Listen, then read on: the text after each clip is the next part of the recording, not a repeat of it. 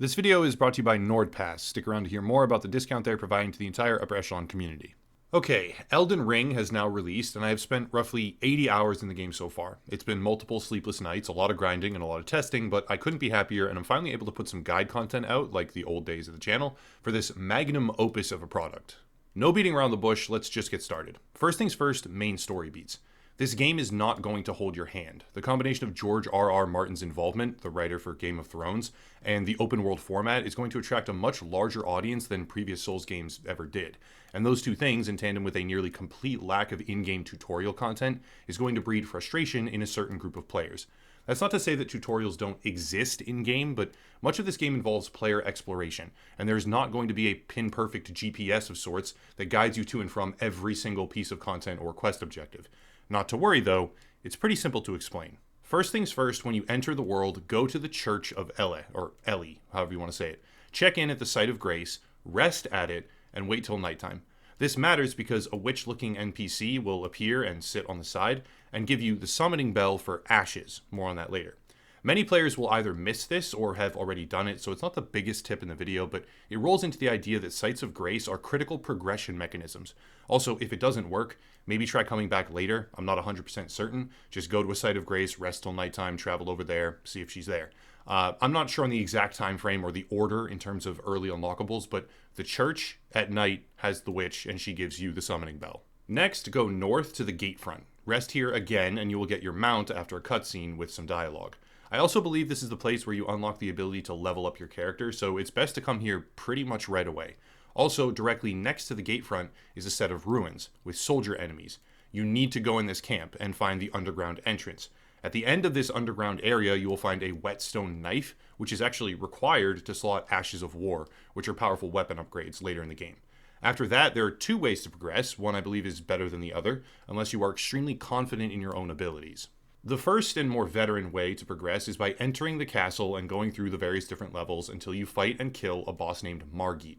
This lets you rest at a Site of Grace called the Main Gate, I think it is, which then unlocks the Round Table, which is your main base of operations for the rest of the game, with important vendors and NPCs who are housed in there. The second way to do this is what I actually recommend, and involves going to the Stormhill Shack, here on the map.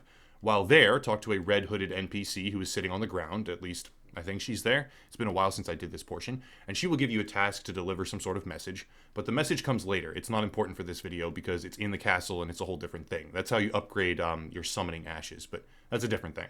After this, go north to a big broken bridge. At the end, turn left and climb down the rubble, eventually getting to a ledge on the cliffside. Follow this ledge with watching out for wolves and stuff. Like, you don't want to die halfway through and have to do it again, so watch out for the wolves.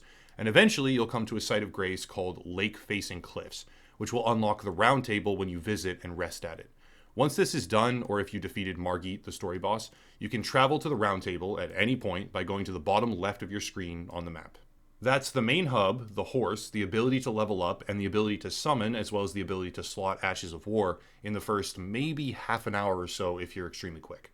Also, if you never got the spirit calling bell from the witch in the church, you can find it in the Round Table from the two-headed item vendor. Just explore and talk to everyone till you find her, and then purchase it. It's like 800 runes, I think. From there, the game opens up greatly, and I would advise doing all of these things fast to get the best experience. That was tip number 1, which is pretty long, but kind of essential for anyone new to this type of game. From here on out, the tips will be a lot simpler and a lot faster. Recently, I've been doing a lot of content about cybersecurity, from crypto to hackers destroying video game franchises, all sorts of things really. And in 2022, it's not an easy concept. One individual company's data breach can leave you exposed to dozens of other tangential issues, and all of this is made 10 times worse if you use the same password for all of your different accounts. NordPass can actually help with that. NordPass is not just a password manager, it's a general cybersecurity tool that makes life a whole lot easier in the digital world. NordPass will not just securely store your passwords in one place, it will also generate more complex passwords for your accounts, keeping them safer than a more simplistic version. On top of this, NordPass incorporates a data breach scanning element, alerting you when your account or credit card information has been leaked. Sadly, this kind of thing happens all too often, so this can be an extremely valuable tool. If you click the link down below right now and use code Upper Echelon Gamers, exactly how the channel name is spelled, you will get 70% off a 2-year subscription to NordPass Premium, plus you get an additional month completely free. Again, you get 70% off and 1 free month when you go to nordpass.com/Upper Echelon Gamers and use code Upper Echelon Gamers. Big thank you to NordPass for sponsoring the channel. Tip number 2 is smithing stones. This game damn near requires you to level up your weapons if you want to deal any sort of decent damage.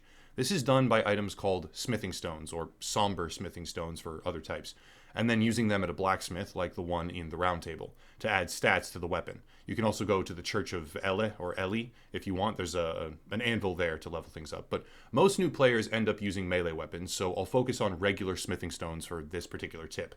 But it also applies to somber smithing stones, which are just two different branches of the same upgrade tree. But the tip here is not to spread your stones out between multiple weapons for a while. Don't switch around trying out new ones all the time and upgrading them, because if you do this, you will run out of them really quickly. Upgrading goes in sets of 3. First, it requires 2 stones, then 4 stones, then 6 stones for a grand total of 12 in each of the successive tiers. You'll want to focus directly on one weapon for the first decent portion of playtime, because if you aren't able to get it to, say, +5 or so, you will struggle pretty bad with your damage on certain bosses. This may seem annoying or constricting at first, but don't stress because there is an obvious solution. Around the world, you will eventually find mining bells, and when you take those items to the vendor in the round table, you unlock the permanent ability to purchase smithing stones for the price of runes. This means that if you get further, you will eventually be able to actually invest some time in rune farming and then try out new weapons as a result while partially or fully upgrading them. Tip number 3 involves finding these mining bells, but not just the mining bells, finding anything you want in the world, because this world is enormous and most players will, at some point or another, wish to find something specific. I am linking 2 separate interactive maps down below in the description. There are 2 because they are still a work in progress. Neither of them is even close to finished, I don't think. Like, a lot of them are missing stuff. Like, some things are missing from each individual one is what I'm saying. But these maps let you search for items, locations, NPCs, etc., etc. So use them at your own discretion. As an example, the mining bell number 1 is found in the Raya Lucaria Crystal Tunnel, which can be easily searched up on the map and then seen and navigated to in-game. Tip number 4 is all about mounted combat. Mounted combat is new in Elden Ring, and it's very, very effective. Not only that, mounted combat is a recurring theme in boss fights and will become pretty much essential in later stages of the game. Something that I didn't know for the first 12 at least hours is that mounting and dismounting your horse has invulnerability frames, much like dodging. This means that if you time it right, when you mount your horse, you can't take damage for a brief period, and this can 100% save your life if you know about it in boss fights when you get dismounted.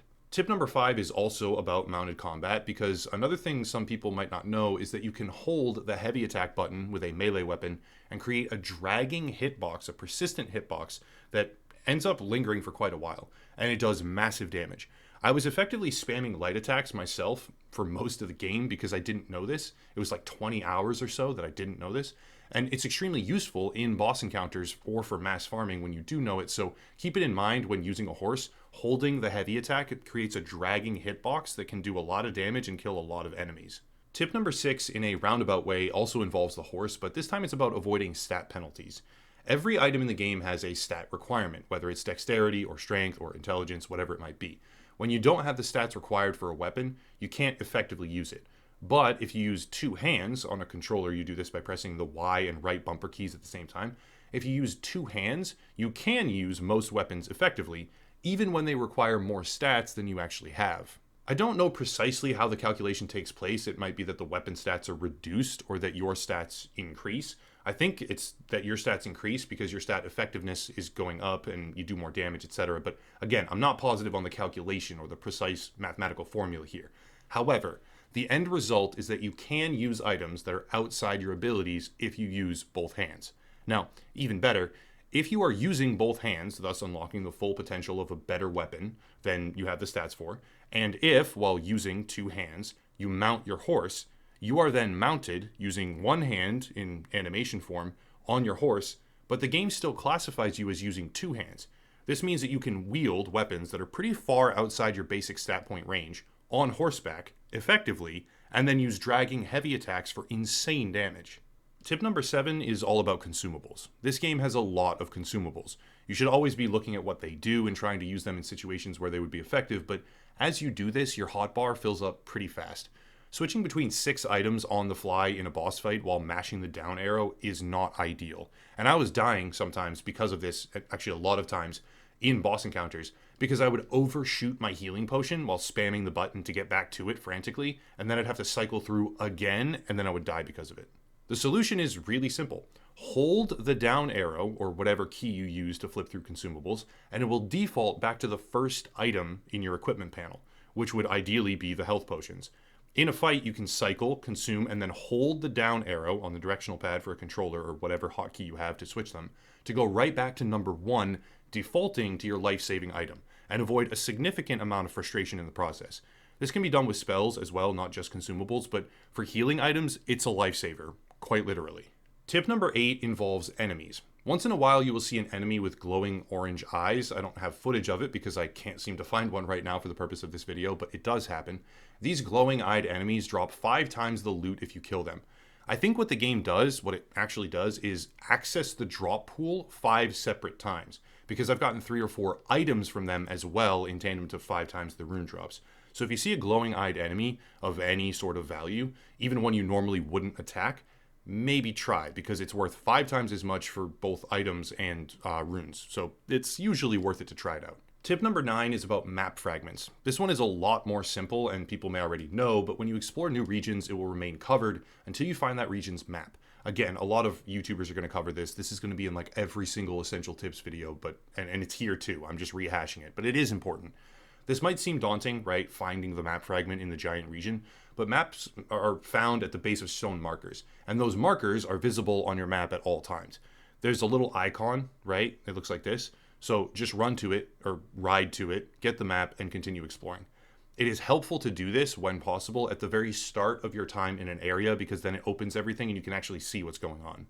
Tip number 10 is the Phlask of Physicks. This is another type of flask entirely independent from your normal health potions, and it's better than them, by the way, so you want to go to this place, the Third Church of Marika, and get the flask itself. It's easy to get to, it really is. Just walk in and grab it. There's no enemies, you can just ride to it on the main road. Very simple. Then go to this location right here and run past a big walking giant to an item, a purple item in a little bowl. That right there, those 2 items combined, is the second half of an easy flask version, right? So an easy, different, alternative flask version. Just go to a site of grace, select the Phlask of Wondrous Physics option, right, when you're resting, slot the 2 pieces in, which is simple, and then put it on your hotbar, and this will boost your health, or heal half of your health, and boost your strength by 10 points for 3 minutes whenever you use it.